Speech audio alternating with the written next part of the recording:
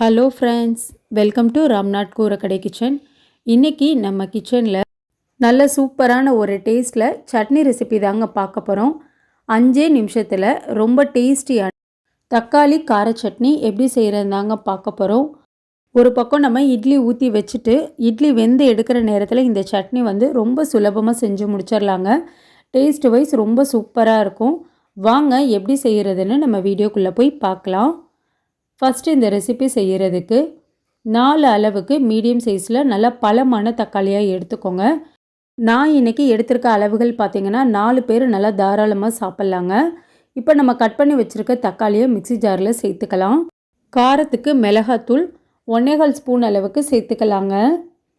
கலருக்காக காஷ்மீரி மிளகாத்தூள் 1 ஸ்பூன் அளவுக்கு சேர்த்துக்கிறேங்க.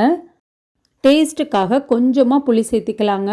புளி அதிகமாக சேர்த்துற வேணாம், இந்த அளவுக்கு புளி சேர்த்துக்கிட்டிங்கன்னா போதும்.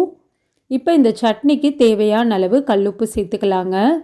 தண்ணி எதுவும் சேர்க்க வேணாங்க. நல்லா நைஸாக இந்த அளவுக்கு சட்னியை அரைச்சிட்டு வந்துடணுங்க. இப்போ இந்த சட்னிக்கு நம்ம தாளிப்பு கொடுத்துர்லாங்க. தாளிக்கிறதுக்கு தேங்காய் எண்ணெய் இல்லைன்னா நல்லெண்ணெயில் தாளிங்க. சட்னி ரொம்ப டேஸ்ட்டாக இருக்கும். நான் இன்றைக்கி நல்லெண்ணெய் தான் சேர்த்துருக்கேங்க. 5 டேபிள் ஸ்பூன் அளவுக்கு நல்லெண்ணெய் சேர்த்துருக்கேங்க.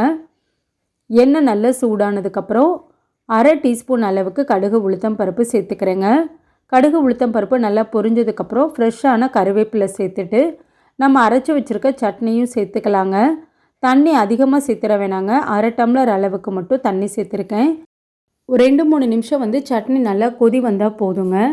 இப்போ ஒரு 3 நிமிஷம் கிட்ட ஆயிடுச்சுங்க. சட்னி நல்லா கொதி வர ஆரம்பிச்சிருச்சு பாருங்கள். அவ்வளோதாங்க, ரொம்ப டேஸ்டியான தக்காளி கார சட்னி சூப்பராக ரெடி பண்ணியாச்சு. டேஸ்ட் வைஸ் ரொம்ப சூப்பராக இருக்குங்க. கண்டிப்பாக நீங்களும் உங்கள் வீட்டில் ட்ரை பண்ணி பார்த்துட்டு எப்படி இருந்ததுன்னு உங்கள் கமெண்ட்ஸை எனக்கு சொல்லுங்கள். நீங்கள் இப்போ தான் நம்ம சேனலை ஃபர்ஸ்ட் டைம் பார்க்குறீங்கன்னா ராம்நாத் கூரக்கடை கிச்சனை சப்ஸ்கிரைப் பண்ணிக்கோங்க. பக்கத்தில் இருக்க பெல் ஐக்கானையும் கிளிக் பண்ணிவிட்டு ஆல்ன்ற ஆப்ஷனை டிக் பண்ணிக்கோங்க. அப்போ தான் நான் போடுற புத்தம்புது ரெசிபிஸ் நோட்டிஃபிகேஷனில் உங்களுக்கு உடனுக்குடனே வரும். இந்த வீடியோ உங்களுக்கு பிடிச்சிருந்தாலும் லைக் பண்ணுங்கள். உங்கள் ஃப்ரெண்ட்ஸ் அண்ட் ரிலேட்டிவ் ஃபேமிலிக்கும் ஷேர் பண்ணுங்கள்.